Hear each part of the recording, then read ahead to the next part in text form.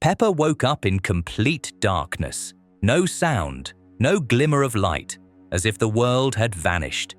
She looked around, but George wasn't there. The house was silent, and even the walls felt unfamiliar. Peppa's hoof touched George's toy dinosaur on the floor, but George himself seemed to have dissolved into nothing. The window, which usually opened onto the garden and street, now showed only a black void, dense and bottomless. She carefully approached the door. The floorboards creaked too loudly, though she could usually walk without a sound. Her heart pounded, her breath grew unsteady. When she stepped into the hallway, it felt as if something in the dark was watching her. The walls seemed alive. Strange shadows rippled across their surface, shadows that shouldn't have been there.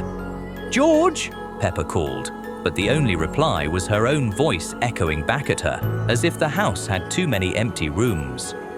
She took a few steps toward the stairs, and just then, the lamp above her flickered. Light flared, then instantly died. But in that moment, Peppa saw a figure standing at the bottom of the stairs.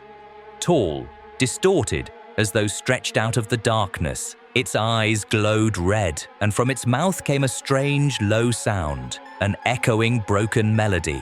"Tongue! Tongue! Saha!" the figure hissed. Peppa froze. Her legs felt rooted to the floor. Her heart stopped. Her mouth went dry. The creature lifted its hand and stepped forward. The floor groaned beneath it, but the footsteps sounded as if they came from several places at once. Peppa instinctively closed her eyes and pressed her ears with her hooves, but the melody only grew louder. She could hear it inside her head now, along with a whisper, "You're watching this, aren't you? Press the HYPE button below the video, or he'll come for you too." Peppa opened her eyes and screamed. The creature was closer now. Its movements were jerky, like a puppet pulled by invisible strings.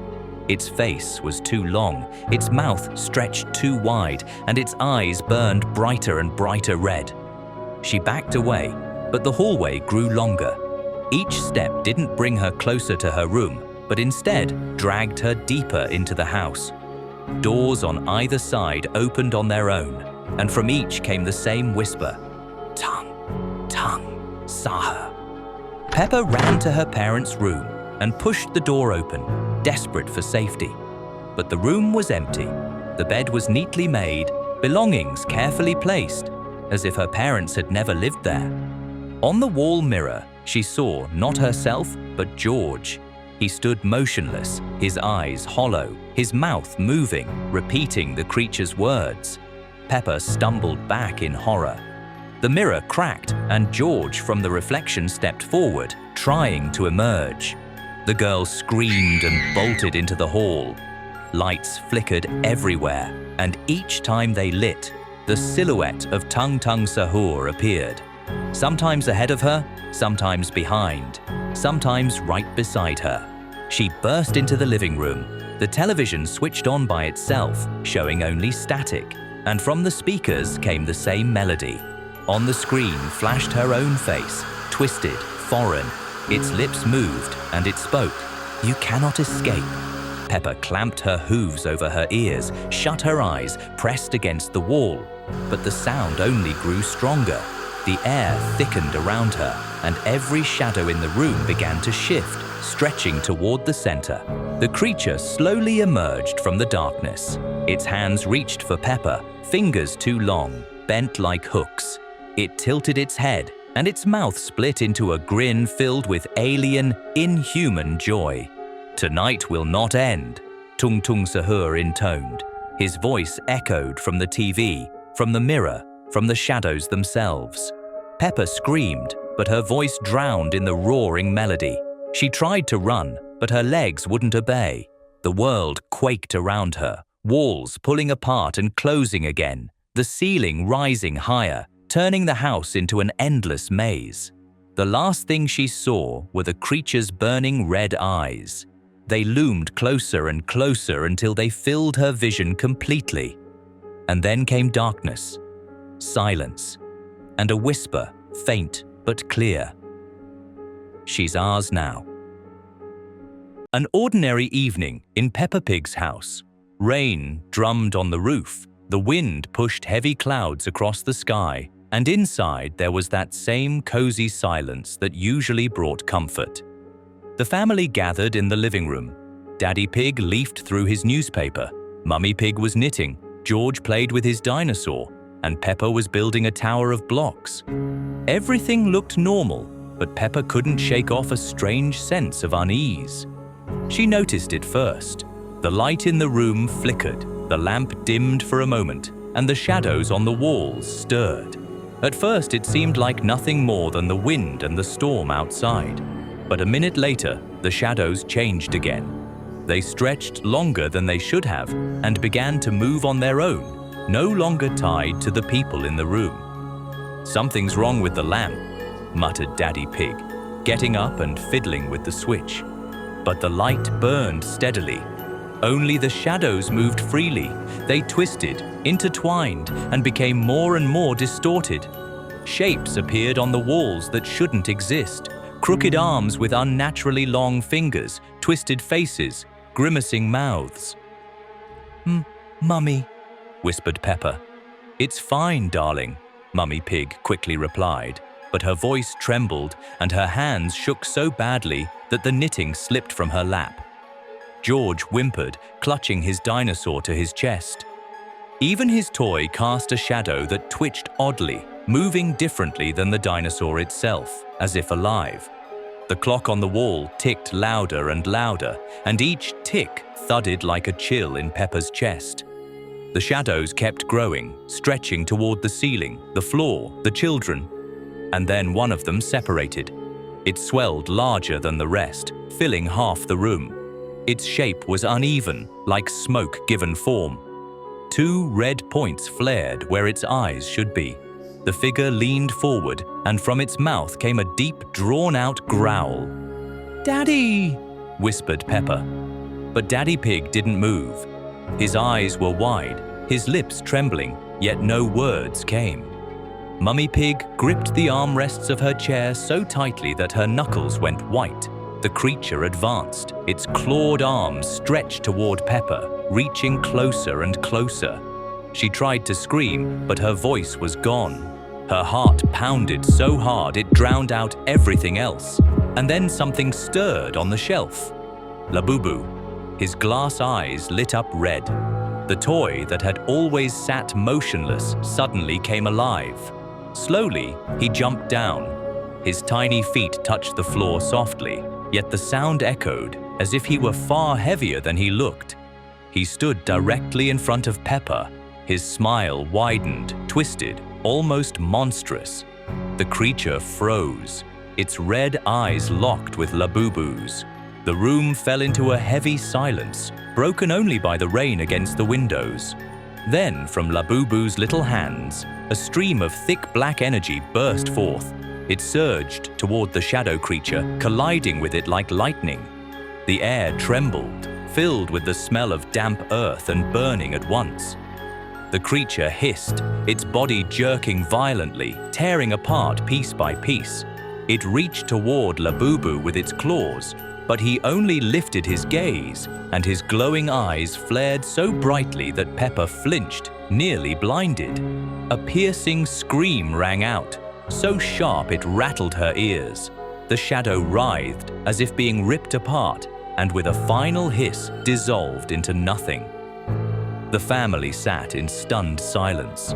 George no longer cried. He only clutched his dinosaur tightly, his eyes wide with terror. Mummy and Daddy Pig sat pale and shaken, unable to comprehend what they had seen. Labubu stood on the floor, his glowing red eyes slowly dimmed. His smile softened, turned back into its familiar, innocent curve. He looked once more like an ordinary toy, but Peppa knew he wasn't. She stared at him, feeling deep down that he hadn't just saved them. He had enjoyed it. His smile, even when gentle again, no longer looked harmless. The shadows on the walls never completely disappeared. They still writhed faintly, but quieter now, calmer, almost as if obeying something. Peppa turned to Labubu. He was already back on the shelf. His head was tilted slightly, his eyes faintly glimmering in the darkness, following the movements of every remaining shadow. And his smile widened just a little more. Peppa hugged George tightly and realized this wasn't over. It was only the beginning. A gift for George. George really wanted a new toy. His favorite dinosaur had broken, and the boy was sad all day long.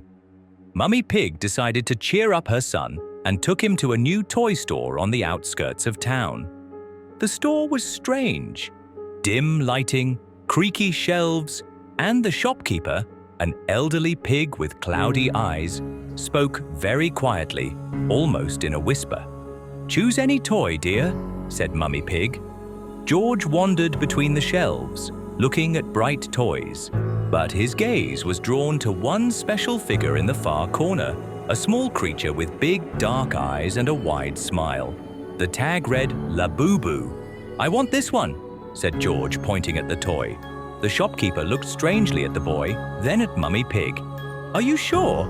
This toy is special. It requires special care." "What do you mean?" asked Mummy Pig. "Nothing special, just be attentive to the child's behavior." Mummy Pig shrugged and bought Labubu. George was delighted. He hugged the toy to himself all the way home, and Labubu seemed to look directly at him with her motionless eyes. At home, George immediately ran to his room to play with the new toy. He sat Labubu on the bed and began telling her about his favorite games. "You'll be my best friend," said George. And then it seemed to him that Labubu nodded slightly. The first few days everything was normal. George played with Labubu, carried her everywhere, even slept, hugging her. But gradually his behavior began to change. First, George became very quiet. He stopped running around the house, shouting and laughing. Instead, he sat for hours in his room, quietly talking to Labubu.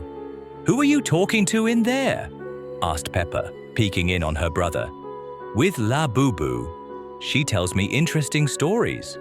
"But it's just a toy, George." "No, she's real. She talks to me."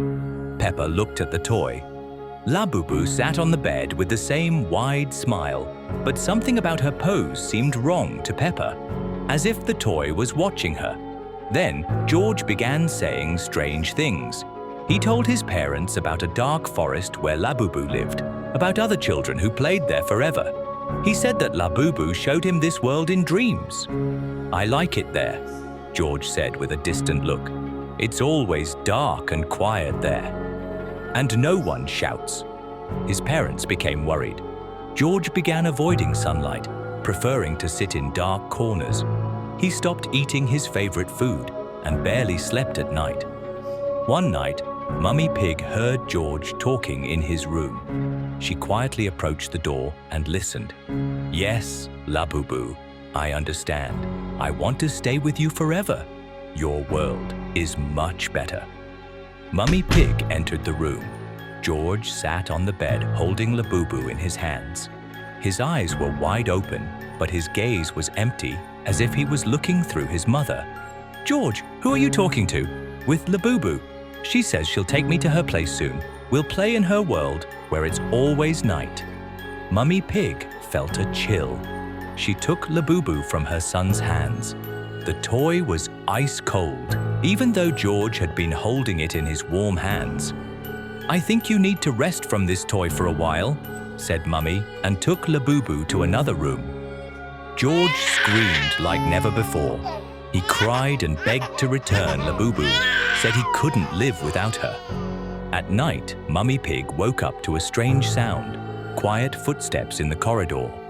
She left the bedroom and saw George walking toward the room where Labubu lay. The boy moved strangely, like a sleepwalker.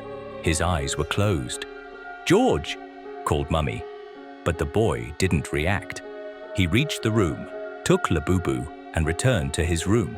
In the morning, he didn't remember how it happened. The parents decided to get rid of the toy. They took Labubu back to the store, but the shopkeeper only smiled mysteriously. "She'll return," he said. "They always return to their children." And indeed, the next day, Labubu was back in George's room. No one knew how she got there. Each day, George became more distant. He almost stopped talking to his family, spending all his time with Labubu. His skin became pale, and his eyes lost their shine. One morning, the parents went into George's room to wake him up, but the bed was empty. Only Labubu lay on the pillow with her unchanging smile. George was nowhere to be found. The search continued for weeks, but the boy seemed to have vanished into thin air, and Labubu remained in the house, waiting for the next child who would want to play with her. The night was unusually quiet. Outside the window, there were no stars, no moon, only a dense darkness in which everything seemed to dissolve. Peppa Pig's house had fallen silent on its own. Even the kitchen clock had stopped ticking, and the silence was so heavy it felt like it was pressing against their ears. Peppa woke up suddenly, as if someone had touched her shoulder. She sat up in bed and listened to George's breathing. It was too even, too quiet. Her brother slept, tightly clutching his dinosaur. But then, from the parents' room next door, came a sound. A low, drawn-out groan mixed with a creaking noise. Peppa held her breath. She hadn't wanted to wake George, but he opened his eyes himself and looked at her. His face was pale. He had heard it too. Carefully, they got out of bed and, trying to walk silently, stepped into the hallway. There was no moonlight, only a faint flicker coming from under their parents' door. That was where the strange sound was coming from. Peppa squeezed George's little paw. The door was slightly ajar. She nudged it open just a little and peeked inside. What they saw froze their hearts. On the bed sat a creature that resembled their parents, yet was entirely alien. Its body looked as if it had been stitched from two halves. One part, Mummy Pig, the other, Daddy Pig. Two heads protruded side by side, but the eyes in both faces were utterly empty. They reflected no light, no life, only two bottomless black voids. Identical, wide smiles stretched across both faces. The creature turned toward the children, the two heads tilted at the same time. With that movement, the very air seemed to change pressure. It became harder to breathe. Peppa stepped back, but her legs refused to obey. George clutched her paw tightly, but he too seemed rooted to the floor. The creature stretched its arms toward them. The fingers were too long, the joints bent at unnatural angles. The room reeked of dampness and rot. Mama, whispered Peppa. But in that moment she knew it was not their parents. Their bodies began moving on their own. Slowly, step by step, they walked toward the thing. Their hearts pounded, but there was no strength left to resist. The creature waited. Its two mouths opened and closed in perfect unison, but no sound came out. And that silence was more terrifying than any scream. And then, from behind it, from the very shadow, he appeared. Labubu. Peppa recognized his silhouette instantly, her favorite toy, the one that always sat on the shelf. But now, he was alive. His movements were jerky, like a puppet pulled by invisible strings. His red eyes glowed in the dark, and on his face was a smile so wide and crooked it looked as though the fabric would split. In his paws, he held a doll. Small, ragged, and horribly familiar. A copy of Peppa herself. Even the dress was the same pink, only stained with dark blotches. Slowly, Labubu began to pull at the doll's head. The fabric stretched, and a sickening tearing sound filled the air. The two-headed creature immediately froze, as if awaiting orders. Its empty eyes were fixed on Labubu. It wasn't the master, it was the servant. "No," whispered Peppa, but her voice was too weak. George flinched, his small eyes widening. On the floor beside him lay another doll, an exact copy of George. It had appeared out of nowhere, and its lifeless eyes stared directly at the children. Labubu lifted his gaze. His red eyes met Peppa's. In that instant, she felt the world itself shift. The walls of her parents' bedroom quivered. The ceiling stretched higher, and the door behind her slammed shut on its own. There was no way out. The creature took a step forward, its two heads grinning in the same unnatural smile. But it wasn't moving toward the children. It was moving in rhythm with Labubu. Every tilt of his head, every twitch of his paw was mirrored by the monster. It was the puppet, and Labubu was the puppeteer. Peppa and George screamed, but their voices vanished, swallowed by the air itself. Labubu only smiled wider. He lifted both dolls, the Peppa doll and the George doll, and pressed them together. At that moment, the children felt their own bodies being dragged forward, pulled into the darkness toward the creature. The darkness closed in around them. Peppa had just enough time to see Labubu's red eyes blazing brighter than ever. And then the world was gone. The last thing that remained in her memory was his smile, and the realization that now they themselves had become part of Labubu's collection. The other window and Labubu Peppa's room had always had one window. Through it, she could see their cozy yard with swings and a bright flower bed. But one morning, Peppa woke up feeling an unusual chill. On the opposite wall appeared a second window, old, with a cracked dark frame and murky glass covered with strange streaks. Beyond the window stretched not their yard, but a grim forest. Tall, grey trees without leaves reached toward a pale sky. Fog crept between the trunks, forming eerie shapes. And there, deep in the forest, something was moving. A dark figure slowly moved between the trees. "This can't be real," Peppa whispered, stepping back from the window. She looked through her usual window. George was playing in the yard with his dinosaur. Everything was normal. But when she turned back to the second window, the figure had come closer. "Mummy!" Peppa screamed. "What happened, dear?" asked Mummy Pig, hurrying into the room. "There's a window, a second window, and a forest, and someone's walking there." Mummy looked where Peppa was pointing, but saw only a pink wall with children's drawings. "That's just a wall, dear. You had a very vivid dream. Would you like some warm milk?" "No, Mummy, I'm not sleeping. Look carefully. Everything's fine, darling. Sometimes our imagination plays tricks on us." Mummy kissed Peppa and left. But the window remained. All day, Peppa tried to forget about it, played with George, drew pictures, but by evening, the window had moved lower, almost to her eye level. The fog in the forest became thicker, and the figure approached so close that she could distinguish its long, thin limbs. At night, Peppa woke up to quiet, rhythmic tapping on glass. The window glowed with strange, pale light. Behind the glass, right at the window, stood a figure. Now Peppa could see it clearly. It was a creature similar to herself, but distorted, like a reflection in a funhouse mirror. Pale, almost transparent face, two big dark eyes, a thin, unnaturally wide smile. "Peppa, you can see me," said the figure with a voice that sounded like distant echo. "Who are you?" Peppa whispered, trembling with fear. "I am Labubu. I have always been here, in this forest, waiting for you.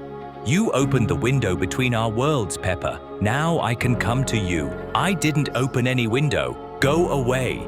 But you looked through the window. You saw me. And now I'm here. Soon I won't just be behind the glass, Peppa. Soon I'll be next to you." Labubu laughed with quiet, ringing laughter. Peppa screamed and ran to the door. Mummy Pig burst into the room, turning on the light. When bright light flooded the room, the second window was gone. "Peppa, what happened? She was there. Labubu, she was talking to me. You had a nightmare, dear. No one is here." But Peppa knew it wasn't a dream. The next morning, the window appeared again, but on a different wall. Peppa began leaving notes on the windowsill. "Who are you? What do you want?" But in the morning, the notes disappeared, and words appeared scratched on the glass from inside. "I want to be real, like you. Soon I will come out." One night, something terrible happened. The window opened for real. Cold air from Labubu's forest rushed into the room, bringing the smell of old leaves and something dead. A long, pale hand slowly extended from the window. "Peppa, I'm almost here, almost with you," Labubu whispered. "No, please, no," Peppa screamed. "Mummy! Daddy! Help!" Labubu quickly disappeared into the window. Parents came running. She tried to come in. "Labubu tried to come into my room," Peppa cried. "We need to see a doctor," Mummy said to Daddy.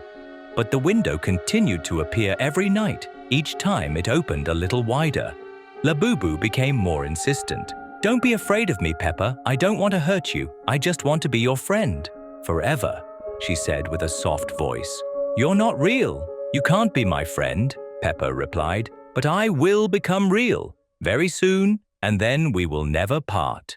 And the window remains. Every night it opens wider.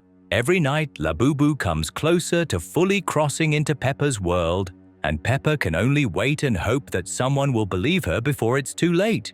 Because some doors, once opened, never close again, and some friends stay with us forever, whether we want them to or not.